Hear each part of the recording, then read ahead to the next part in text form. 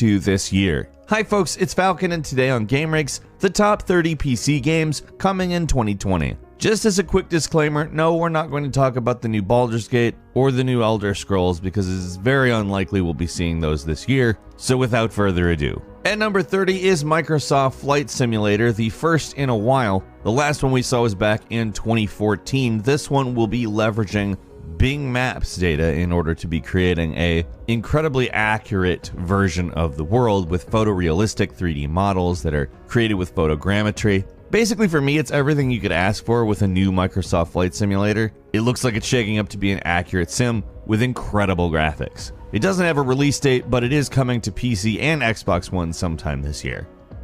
At number 29 is the Destroy All Humans remake, which I'm personally very excited for. Destroy All Humans is one of my favorite games of the last 20 years, to be frank. And it's also great, they're using all of the original voice acting, but completely new graphics. And it looks phenomenal. It looks exactly like you would want it to look. I don't know if you've ever played this game, but it's such a warped, goofy game that came out during a time when AA games, the kind of mid-tier games, were much more frequent and a lot more experimental. It's a game where you're essentially stealing DNA from humans to save your race. It's an outright silly concept, and the game itself is even sillier. I love it. I can't wait to play it again. It's hitting PC as well as all the consoles sometime either Q1 or Q2. At number 28 is Phantasy Star Online 2, a game that, frankly, we really never thought we'd see. In Japan, they've been playing this game since 2012. Frankly, they're even playing it on Nintendo Switch as we speak. But we will be seeing this follow-up to what is frankly one of the greatest MMORPGs of all time. It's free to play, and it's something I'm excited to be doing on a totally official basis. I'll say it was probably a little bit more innovative back in 2012, but that doesn't mean it isn't just full of beauty and character and really fun to do anything in, frankly. It's a great game, which we'll be able to officially play now in English. It's coming to Microsoft Windows as well as Xbox One in the spring or possibly early summer. We look forward to it.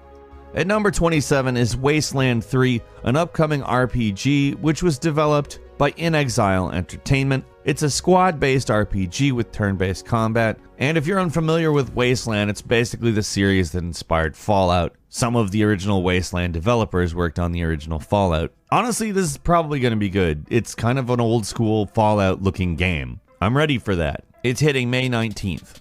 At number 26 is Empire of Sin, a strategy game which is coming to us via Romero Games. You play a Chicago mobster, loosely based on real people during the Prohibition era. And in my opinion, that setup just sounds really interesting for a turn-based strategy game. And the combat in it is being described as XCOM-like. Honestly, that's a great idea. Whoever thought, let's do a turn-based strategy mobster game? I mean, seriously, that was a great idea. I cannot wait to play this. It's coming to pretty much all platforms. Obviously, we're talking about PC here, sometime in Q2 of this year. At number 25 is Senua's Saga Hellblade 2, which really looks to up the ante about every aspect of the game. I mean, we've really only seen an in-engine trailer that gave us some astounding looks at the kinds of rendering and animation we'll be seeing. We can only make the assumption that gameplay will be similar, although I have a feeling that the world itself will be significantly larger. The trailer we've been seeing looked like her hyping up a bunch of people to go to war. I'm personally really excited about this. I love the original Hellblade. I'm excited for this. It may launch with the new Xbox, but it is definitely coming to PC. At number 24 is Overwatch 2, which is a non-standard sequel. It's kind of a big expansion to Overwatch, but more interestingly speaking, it's got a story now. And fortunately, all existing cosmetics you have will carry over to the sequel. And if you're not intending on getting the sequel, you can still play Overwatch 1 with the Overwatch 2 people. It's receiving all the same PvP updates and other updates as well, although I don't know if it will receive the same graphical updates. Either way, it's really exciting, and it's cool to see them embrace a model that isn't necessarily completely outdating the original. Overwatch 2 is coming to all platforms, but particularly we're talking about PC today. Sometime this year, we don't have an exact date, but I mean, it was in pretty good shape back in November, so it probably won't be too long. We'll see if they're waiting to launch alongside the new consoles or not, probably sometime soon. At number 23 is LEGO Star Wars The Skywalker Saga, which is, yes, the complete saga as a LEGO Star Wars. All the humor, all the fun, all the frankly enjoyable gameplay of LEGO Star Wars spanning the entire 9-movie saga, which is really exciting. It's kind of the culmination of the LEGO Star Wars series, obviously. It's coming to everything, including Microsoft Windows, sometime this year. At 22, it's Tales of Arise, the latest in the Tales series, of course, a series of JRPGs, action RPGs to be specific, which will be bringing some developments to the battle system, as well as other elements of the game, as it was more or less an initiative to sort of evolve the series. It's a beautiful looking game too, using the Unreal Engine, and really just looking interesting to play. I'm super excited for it, I'll be checking it out, can't wait for more information on it. It's hitting pretty much all platforms, obviously PC, at some point this year. At number 21 is Gods and Monsters, a very clearly Breath of the Wild influenced game coming to us from Ubisoft, specifically the creators of Assassin's Creed Odyssey, which again makes sense, the Greek thing. It is very Greek oriented, but again looks very much like the new Zelda. Understanding these two aspects, I would say, like, if you could combine Breath of the Wild with Assassin's Creed Odyssey, that's probably what you're dealing with here. And as far as I'm concerned, that sounds wonderful. We don't have a date for it, but it is coming sometime this year. It's a must-play as far as I'm concerned. At number 20 is Outriders, a new co-op shooter from the developers of Gears of War Judgment and Bulletstorm. It's a 3-player game, so obviously it bears some similarities to Gears right off. This game has been kept kind of mysterious because it's basically fully sci-fi, very apocalyptic, and I think it's going to be really cool. We don't have an exact date, but Outriders is going to release in September. At number 19 is Total War Saga Troy, which is of course a Total War game set in Troy. It's interesting because they seem to be trying to merge a historical account of a Battle of Troy along with a sort of mythical one. There will be monsters, for instance, minotaurs, etc. So it feels like the lines are kind of blurry there, possibly to good effect. We don't have a specific date, but we will be seeing this game sometime this year. At number 18 is Death Stranding, a wholly unique game that came out on the PlayStation 4 last year in November. It is hitting the PC this year, and it's just a game that basically defies explanation, and yet, when you play it, seems familiar and even nostalgic in some weird ways. It's very much a Kojima game. I love it. It's definitely not necessarily for everyone, but an experience that I truly enjoy. Death Stranding is hitting PC in Q2 or Q3 of this year. Number 17 is Kerbal Space Program 2, which is being developed by a different developer. On the other hand, one that seems to really revel in the idea that they get to work on this. There are a lot of ambitious upgrades that we've heard about, particularly to building, and I'm kind of interested to see the actual result of that. Kerbal is just a really goofy but really entertaining and engaging game. And with a different developer, without it being ambitious, it would just feel like a rehash. So, in my opinion, that really sounds like the right path. This game is supposed to happen sometime after April, but we don't know exactly when that is. It could even be next year. We're hoping it's not. At number 16 is Torchlight 3, a hack-and-slash action RPG that follows Torchlight Frontiers, which was a massively multiplayer online game, as was this intended to be. However, they grounded Torchlight 3 in a more linear approach, so we'll end up seeing what exactly kinds of changes that they made. In a lot of respects, it kind of seems as though it's going to be a upgrade of Torchlight 2, which is good. Torchlight 2 is great. We don't have a date for it. It's coming sometime this year. I mean, Torchlight rules. It's fun. I can't wait to play this. At number 15 is Crusader Kings 3, a 4X grand strategy game set in the Middle Ages. Essentially, you could look at this type of game as a dynasty simulator, and if that has you interested, I would highly recommend playing one of the previous games before this one. They're pretty in-depth, pretty detailed, and really fun. Crusader Kings 3 is hitting Windows sometime this year. At number 14 is Godfall, which is something that's pretty different looking coming to us from Counterplay by way of Gearbox. It's a high fantasy action RPG where we've got different realms based on different elements. In some ways, the idea of this is very intriguing. On account, it's very much like a looter shooter, however, it's fully melee oriented. They're calling it a looter slasher. This is something I'm personally pretty interested in. I think it could work very well. I don't love the whole Anthem drop in, drop out co-op style, but we'll see. Honestly, the concept is interesting enough that it's worth checking out. That's hitting sometime late 2020, probably around when the new consoles come out, because it's coming out on PlayStation 5 as well. But it's definitely worth a closer look, I think. Number 13 is Marvel's Avengers, which looks very much as though it is this kind of action extravaganza, which we've seen some pretty interesting full-blown action on. We've got kind of Spider-Man looking combat with a lot of QTE stuff. In some ways, honestly, it kind of just depends on how it shakes out, because it looks cool. We'll see though. It's hitting all platforms including PC on September 4th. At number 12 is Diablo 4, a game that we've been faked out at some point about. And it's exciting on account they'll be allowing you to customize your character a lot more than previous games. And of course, your normal customization trees will come into play. Now, we don't have a ton of information. We know that it's coming to pretty much every platform, including Windows, of course. But we know that there is a chance it will come this year. We'll probably know more about that in June with E3. But until then, I'm keeping my fingers crossed.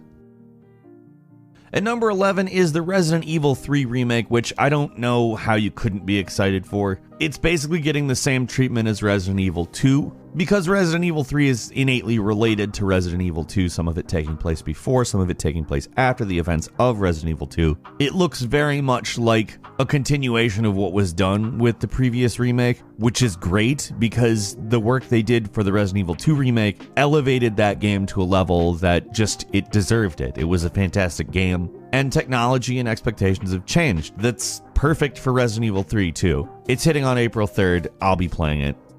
At number 10 is Halo Infinite. They've been developing this game since 2015, apparently, and everything we've seen of it really looks amazing. The game's built in a new engine called Slipspace, which they're pretty proud of. They've been talking about pretty often, and it's led to some speculation of various things. For instance, that the game is going to be open world, although it takes place on a Halo ring, so open world doesn't exactly mean open world. There's also a lot of speculation there may be a grappling hook in this game, which would not bother me in the least. I love grappling hook gameplay when it's done well. Halo Infinite is coming at some point this year. We don't know exactly when, but I'd guess it will coincide with the release of the new Xbox. At number 9, we've got Dying Light 2, which let's just go ahead and say we don't know exactly when it is coming out. But we do know that there's a lot more deep story-oriented elements that are blended into the mechanics of this game. That's probably the reason they've delayed it. However, it's still supposedly possible it's going to come out this year. And if you enjoyed the original Dying Light, that's a really good piece of news. There's apparently double the parkour, paragliders, grappling hooks, stuff that I'm just ready to play, and we have to wait. Still supposedly this year, though. Number 8 is Elden Ring, the collaboration between George R.R. Martin and From Software. This is an open-world Dark Souls game, basically, and that's a very interesting prospect on account. While pretty open, they tend to be fairly linear games. This is, in some ways, kind of, I think, a test to see exactly how workable that is, and I can't figure out a better way to have done something like that than collaborating with George R.R. Martin. We don't have a date for this. It's supposedly coming this year. I don't know why you wouldn't be excited about this as a fan of either George R.R. Martin or Dark Souls. I certainly am.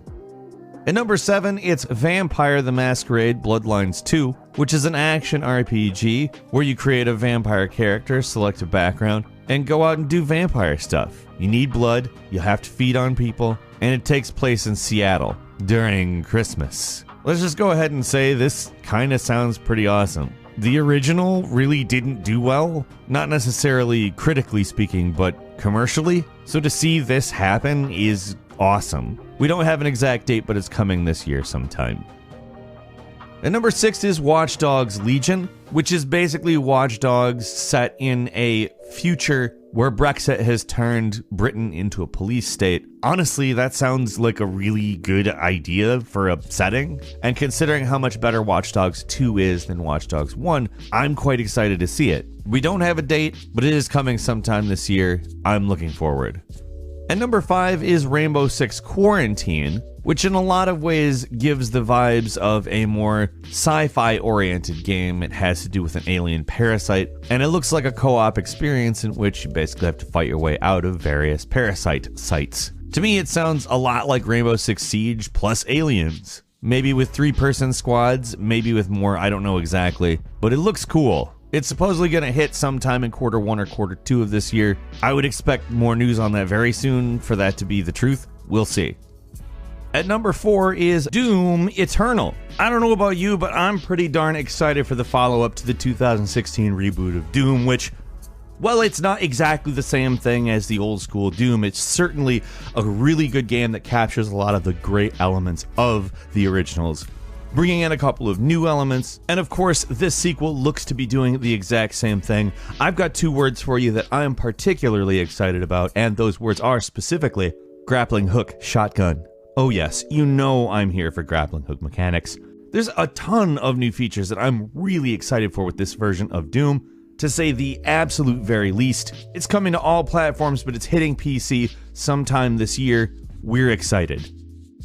And number 3 is Mount & Blade 2 Bannerlord, an action RPG in which a lot of ideas seem to have been upgraded. For instance, sieges are intended to be more on the strategy element of things. There's factions, there's multiplayer. If you liked the previous Mount & Blade, it looks like it's going to be great. Speaking of looks, graphically, it's a huge upgrade from the previous game, which came out in 2008. I'm excited to play it. I enjoyed this game way back when. It's hitting early access in March. And number 2 is Cyberpunk 2077, and let's just go ahead and say, this game looks like it's trying to be everything and might actually kind of deliver. We're talking destructible environments, driving, shooting, stuff that just looks good. Like, it looks like a step above a lot of other things, and on top of that, it looks like a Witcher type RPG. It's hard to actually say the kinds of expectations that I have going into this game for how deep it will be and how engaging it will be, but I kind of think they're going to be met. It's looking good. Cyberpunk 2077 is hitting on September 17th. And finally, at number 1, we have Half-Life Alyx, a VR FPS, which will function as a prequel to Half-Life 2. Now, we don't have a lot more info besides that. We've seen some gameplay. It does look very intriguing. There are some elements that seem genuinely interesting that are VR incorporated, and this could be the thing that finally sort of legitimizes VR. It's a full game, supposedly over 30 hours, and I'm excited for it. I look forward to playing it. That's hitting in March. A couple of bonus games for you are Trials of Mana, which is essentially a remake of an old Super Nintendo game that I'm excited to play personally. I loved the old game. I'd love to see how they've changed it, what they've left. That's hitting April 24th. Hollow Knight Silk Song, which is a Metroidvania action adventure, and a sequel to Hollow Knight, which was a very cool game. This looking much more expansive and broad and pretty, for that matter. Ori and the Will of the Wisps, another game along those same lines, a sequel to Ori and the Blind Forest, which was a phenomenal game in its own right. This looks to expand the concept much further than the forest, giving us a lot more variety in terrain. Disintegration, a game set in the supposed near future of a sci-fi apocalypse, setting you in PvP multiplayer against other pilots and crews as you're obviously attempting to survive in an awful, awful, awful situation. That's coming sometime this year. Next is Oddworld Soulstorm, a reimagining of Abe's Exodus. Frankly, it looks great. Looks like we retain the types of gameplay that the original had. Carry On, which is a game that I am so excited for. A reverse horror game where you play as an amorphous creature absorbing everything around you, which is hitting sometime this year. And finally, Medal of Honor Above and Beyond, which is a new Medal of Honor game. It's a VR game, and it might be great, it might not be, I have no idea at this point. but I am excited to see Medal of Honor make a comeback. That's all for today. We got a lot coming this year. What are you excited for? Leave us a comment. Let us know what you think. If you like this video, please click like. If you're not subscribed, now's a great time to do exactly that. We upload brand new videos every day of the week, and the best way to see them first is, of course, a subscription. So click subscribe, and don't forget to enable all notifications. As always, we thank you very much for watching this video. I'm Falcon. You can follow me on Twitter at Falcon the Hero, and we'll see you next time right here on GameRanks.